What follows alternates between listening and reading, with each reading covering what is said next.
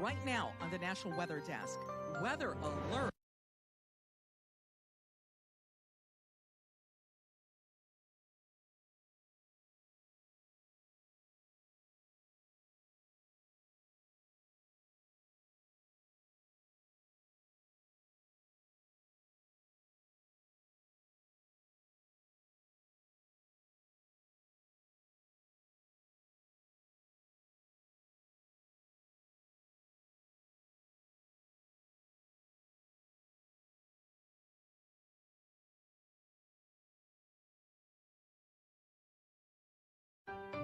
Right now on the National Weather Desk, weather alert.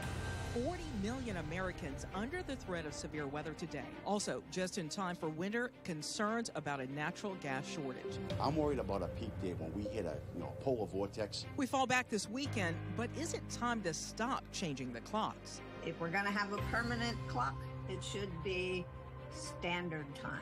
Lettuce prices are soaring thanks to a plant virus and an October heat wave. Case of romaine has gone from $27 to $73. Marathon training when Mother Nature won't cooperate. How do you prepare for kind of that unexpected weather? We'll get you ready for next week's total lunar eclipse. And it's Friday, so that means it's time for a weekly Friday football forecast. From our nation's capital, this is the National Weather Desk. Well, good morning and welcome to the National Weather Desk. I'm meteorologist Veronica Johnson. This morning's big weather story is that threat of severe weather for 40 million Americans. Take a look at this map. It's kind of a tale of two seasons. Out west, they've got snow, they've got cold winter weather advisories and winter storm warnings. And then off to the east, where it's much warmer, kind of feels like a little bit of late summer there, severe weather threat. And it is huge, extending from Texas all the way up to the Midwest, but nowhere more so than right here, Texas, Oklahoma, where you're seeing that color of yellow and orange. Dallas, Houston, areas like Memphis and Oklahoma City, all under the threat of seeing severe weather for today. What does that mean with those levels being so high, slight to enhance? It means there could be some short-lived to persistent severe thunderstorms moving through. It also means anywhere from 1 to 2 tornadoes in the areas shaded in yellow to that big enhanced area. A few tornadoes possible for Texas and Oklahoma for today. Now, the remnants of Hurricane Lisa are now off the coast of Mexico. The once Category 1 storm brought flooding to parts of Belize and Guatemala. More than 9 inches of rain fell in some places. And in New England, concerns there may not be enough energy to keep homes warm if temperatures turn frigid this winter. Officials are sounding the alarm, saying the dependence on natural gas throughout the region could cause problems if they experience a longer period of extreme cold. Let's go to Providence, Rhode Island, where Gabrielle Cararuccio has more. The dependence on natural gas throughout New England could cause problems if there's a severe cold streak this winter. Eversource's CEO is warning of a possible problem in this letter to President Biden, a sentiment Rhode Island Energy says they echo. I'm worried about a peak day when we hit a polar vortex. I do not want to be in a situation that they were in Texas or they were in California. The Rhode Island Public Utility Commission says the issue isn't new amid the transition to cleaner energy. Over 50% of the energy that's produced in New England today is produced by natural gas. But we're moving towards trying to eliminate dependency on that. Natural gas is brought to New England through 2 pipelines. During the winter, most of the gas goes towards heating, which can cause a shortage in the gas available for electric generators during prolonged periods of extreme cold. The capacity of those pipelines are full, largely to serve the heating load. And so when we have a shortage of gas, it's not because there's no natural gas. It's because we don't have the means to get it there, to get it to the generators. With a moderate winter expected this year, the overseer of the region's electrical grid isn't anticipating any problems. There is a risk, but we shouldn't be panicking over it. Love it or hate it, Standard Time returns this weekend. Turning back the clocks 1 hour means more light in the morning, but an earlier sunset. Cal Domowski has more now on the time change and how it can impact us. Southern New Englanders split on the end of daylight saving time this weekend. It's not nice. You can't watch the beautiful sunset in Providence from the office.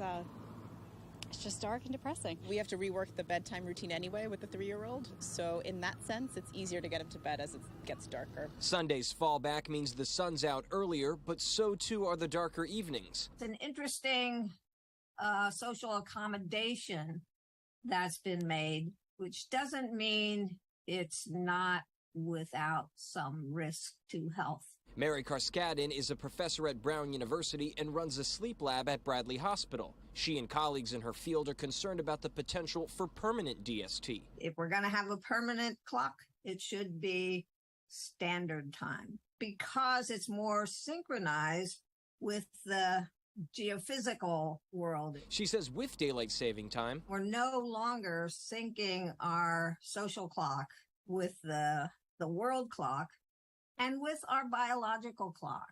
It can have impact on our metabolism, our health in other ways, and our cognitive activities. But for folks around here, I'll take the light in the afternoon all year long. We want to know, what do you think? Should we continue changing clocks? Should the nation adopt permanent daylight saving time? Or do you prefer permanent standard time? Head on over to our Twitter page right now to vote.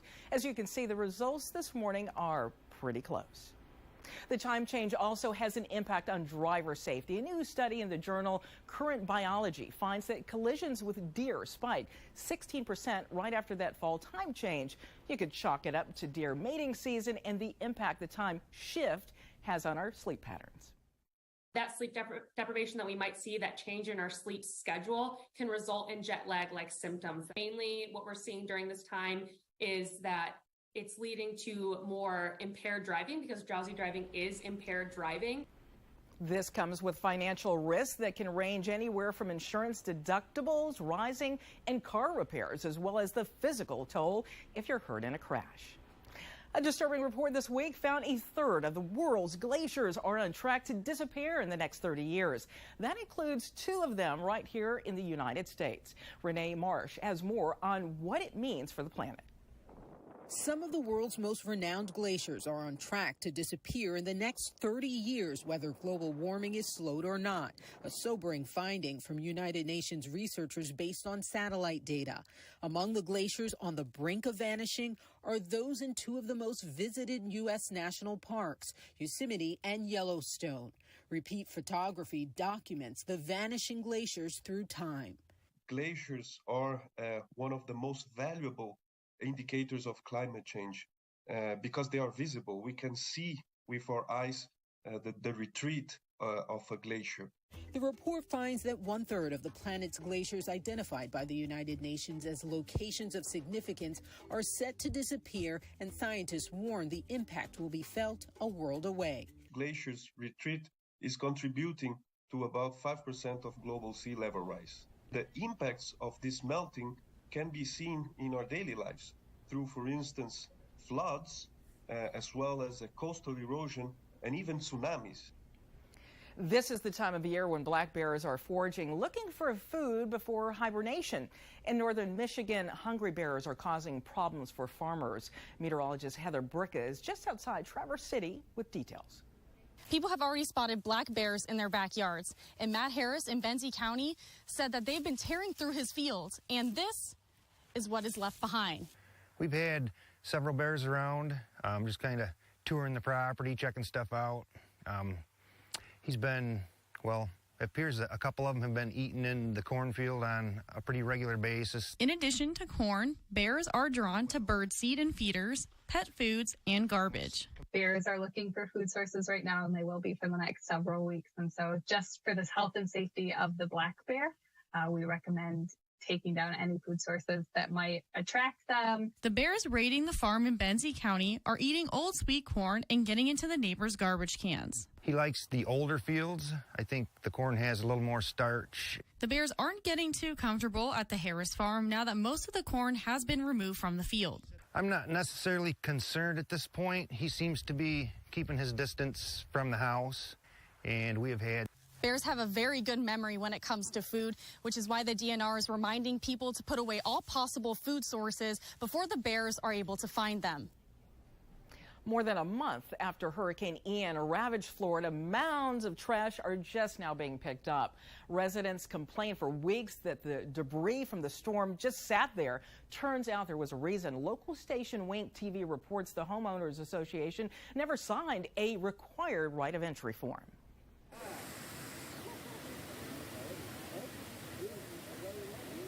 And that trash is being picked up. As you can see, they're just getting to it. And coming up at the National Weather Desk, the New York City Marathon. We'll talk to one meteorologist about how he prepares for long-distance running. And weather's impacting the coast, your cost of your salad. We take a closer look at what to expect right after this.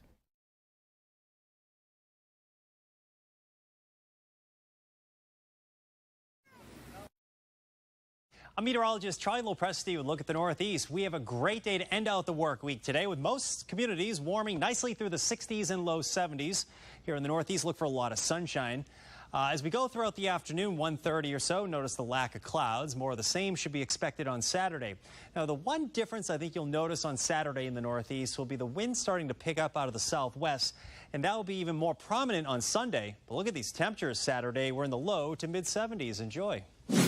Well, we're going to start off Friday morning with some patchy fog in certain spots along the mid-Atlantic, but overall looking pretty nice as we take you into the afternoon. A lot more sunshine and temperatures well above average up and down the East Coast. Saturday gets a little bit more of that cloud cover rolling in, and then as we head into Sunday, that's when we have the potential of seeing some more of those light showers. But overall, temperatures on Friday looking very nice. Lower 70s for the afternoon, up and down the 95 corridor. Enjoy.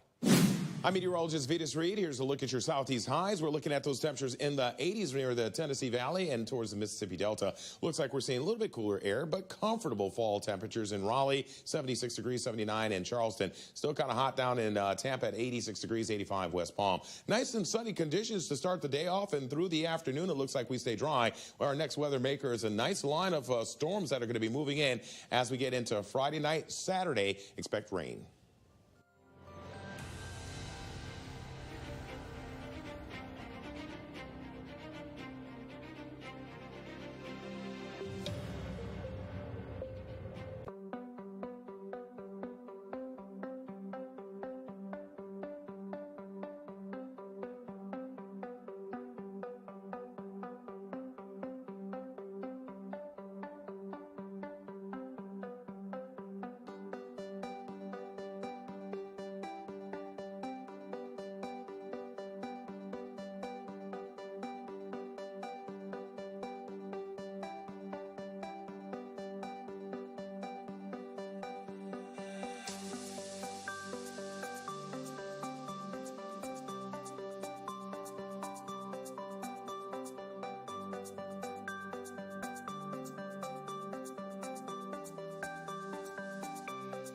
Weather Window, presented by the National Weather Desk. I've never seen deer play. Parts of central and southern Utah were under winter weather advisories and warnings while receiving much-needed moisture in the form of snow. And the deer were out to play. So were some pets. Meanwhile, near Chattanooga, a weather 180. The sun was shining, still a fun time with pets, but frolicking in the fall foliage. Want to see your weather photos and videos on TV? Click Chime In on this station's website to share. Now let's check to see the weather across the country today. We'll start right here in Washington, D.C., where it's not just cloudy, it is foggy. A blanket of fog across the area that's been holding through the morning rush, even fog advisories up, and probably some fog for the weekend mornings, even Monday. Today's high temperature just shy of 75 degrees. Now a look at Jefferson City, Missouri here. The clouds just starting to break. There might be some showers for the afternoon, and an afternoon temperature also quite warm for this time of the year at 80 degrees. And we head to Macon, Georgia, where a good deal of sunshine early this morning. You could see a pretty blue sky there and around 80 degrees for later today. And we're going to round out things here in Providence, Rhode Island, where early morning fog lifting faster here. Beautiful sky later today, partly sunny with an afternoon temperature around 70 degrees. And you've seen him on our show, but did you know that Andrew Buckmichael is an ultra marathon runner? In fact, he ran a race just last week that was over 100 miles. Emily Gracie spoke to Michael about running in all types of weather. He had some great tips for those taking part in the New York City Marathon that's coming up this weekend. In my opinion, I hate when it's like really chilly and wet and windy. So if it's like 30 to 40 degrees and you've got that really cold rain that just kind of seeps in, just kind of chills you to the bone, that's my least favorite type of weather. But I really like that 50, 60, 70 degree range. Once it gets hotter than that, then it gets a little bit more uncomfortable. When they're watching that forecast, what particular elements should they be listening for? Wind is a huge factor. If it gets anything over 10 or 15 miles per hour, you really notice that when you're out there on the run. You don't really want to run when it's raining outside. Your feet are going to get soggy and sloshy. With it being, though, in October and November training cycle, a lot of runners have been running since August and September when it's been warmer. So hopefully they're already kind of acclimated to the warm temperatures. Can you run in snow? Is it safe? The best thing to do when it starts getting wintertime is just try to run as straight as possible. I typically cut out cul-de-sacs on my normal run, just try to run straight routes, because when you're trying to pivot and turn, that's when your foot's going to lose that traction. So you can run in the winter when it's snowy, but you just got to be careful doing those turns, because that's typically, that's at least for me, when I've fallen, is when you're trying to do the turns and it's not straight. Another thing I recommend is, if you can in the wintertime, run on trails instead of pavement, because then your foot's going to grab a little bit more into the dirt, the rocks, and the leaves underneath of the snow, rather than the flat pavement that could have just a sheet of ice underneath the snow. Now, if they get a forecast where the weather's just going to be terrible, it's going to be pouring, it's going to be cold, or it's going to be really hot, how do you prepare for kind of that unexpected weather? What I always try to do is just try to soak it in and be like, you know what, it's going to be what it is, and just try to use that to your advantage. Maybe the other runners will kind of use it negatively mentally, but just be like, I know what it's going to be. I'm prepared. Let's just get out there and have fun. And weather for this weekend's marathon looks fantastic, with a very low chance of rain and high temperatures around 70 degrees. You can watch this interview anytime, along with all the other interviews, on our YouTube page. Just search the National Weather Desk and hit subscribe. And you can expect to pay a lot more for salad this month as lettuce prices increase every week. Green lettuce prices, they're up 400%, and an October heat wave is a big part of the problem. And it's not just impacting humans. Let's head to Fresno, California, where Rich Rodriguez has more. A tossed green salad keeps getting more expensive every week. The Press Box Sports Grill says a case of romaine has gone from $27 to $73. Here's why. Pretty much any leafy greens that come out of Salinas were basically decimated. 75% of the crop has been tossed out. Lettuce growers in Salinas have been battling a plant virus, according to freshfruitportal.com. An October heat wave only made things worse. Anybody who is into lettuce is going to suffer for the next probably 5 weeks. Miller says his restaurant started seeing lettuce prices climb 2 weeks ago. He believes it will be December before prices improve for restaurants. These 6 tortoises living in Fresno have big appetites, and the one thing that they like to eat most? Leafy greens. Their owner was feeding them 14 cases of lettuce a week. Now that the price has climbed from $14.50 to $69.50, he's cut their main course in half. The green leaf has more minerals and stuff in it than any other lettuce has. So I have to keep feeding them the green leaf. Jadum is also feeding them kale, which is a lot cheaper. The daily menu includes other veggies plus a fruit. I give them 5 pounds of carrots. I give them cabbage. I give them apples. I give them broccoli to go along with the green leaf lettuce. With green leaf lettuce prices up 400%, Jadum says he's got to keep his herd fed but stay within budget. If you're a stargazer, next week should be pretty exciting, because Tuesday is our last chance here to see the total lunar eclipse for 3 years. According to NASA, the total eclipse will take place on November 8th, and the next one isn't going to happen until March of 2025. To find out exactly what to expect and the best time for viewing, let's head over now to meteorologist Rhonda Shelby in Portland, Oregon.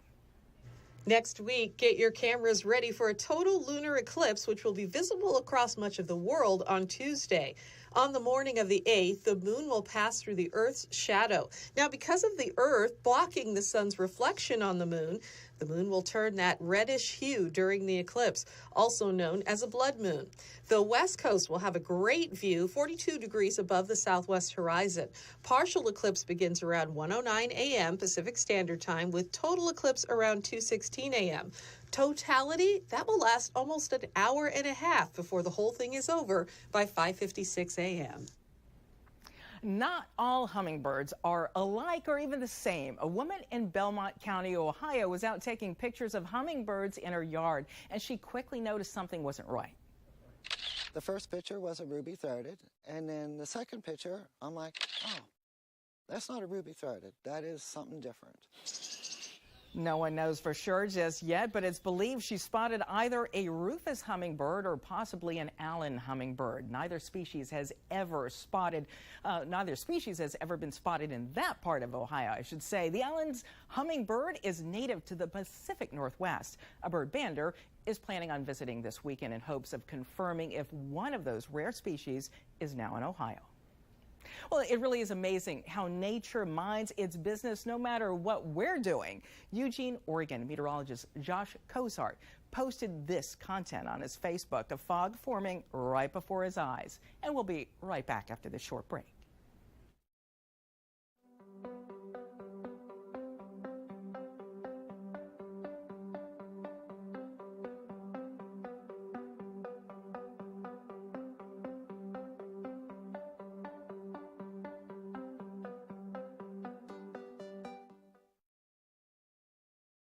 Well, a very good Friday morning, everyone. I'm meteorologist Andrew Buckmichael taking a look at your weather story across the Midwest. Cool across the plains today. Strong cold front bringing us some scattered showers and thunderstorms. This will continue moving its way towards the Ohio Valley as we head into your Saturday. Still cool temperatures across the plains, but at least trying to rebound back into the 50s. By the time that we get to Sunday, most of us are dry at this point, and temperatures will be running a little bit cooler now that all of us are behind the cold front. Good morning. I'm meteorologist Alex Garcia. Here's a look at your regional weather. We're starting out really warm from Brownsville back up into Oklahoma. Cooler as we look back up toward northwest Texas. That's behind a Pacific front. That front will be running into plenty of moisture that is built up out ahead of it. We'll see showers and thunderstorms today develop out ahead of the system. Some could be severe. Otherwise, temperatures will be warming up into the 80s once again. I'm meteorologist Alex Garcia, and that's a look at your regional weather. Well, happy Friday morning to everybody. I'm meteorologist Shannon O'Donnell. Cold air starting to settle in now into early November over the Rockies. Jackson Hole only topping out near freezing, a chilly 42 in Salt Lake City versus low 60s in the city by the bay. Look at this powerful storm pushing into the Pacific Northwest and atmospheric river. Going to see some flooding and some wind damage today for Seattle and Portland. And that's the scene from here.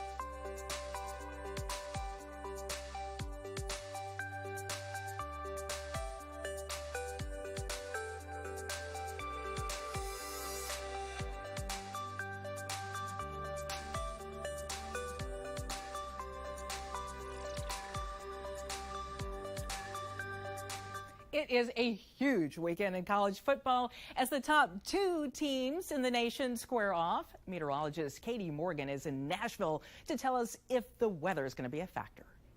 It is almost the weekend. You know what time it is. Let's talk about some of those big college matchups and NFL matchups of the week here.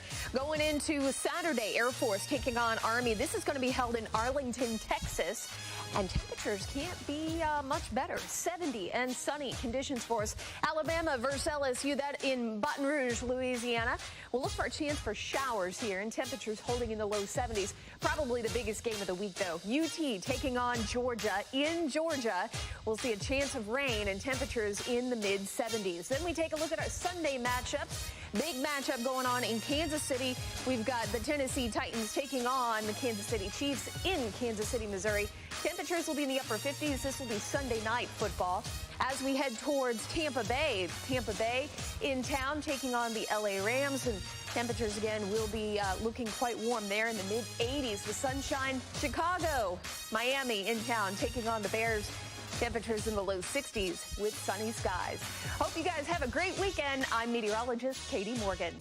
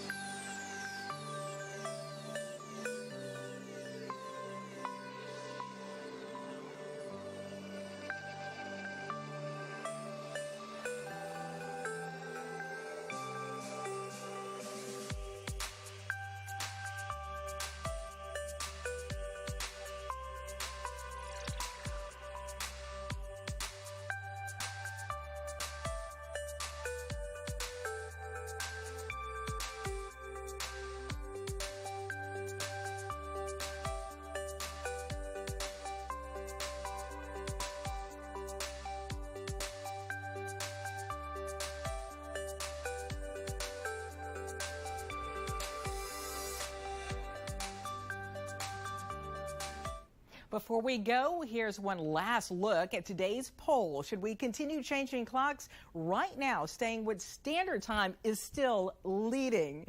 And you can vote anytime through the weekend, so head over to Twitter and let us know what you think. Thanks for joining us here in the National Weather Desk. I'm meteorologist Veronica Johnson. Make it a great weekend. Keep an eye on the sky.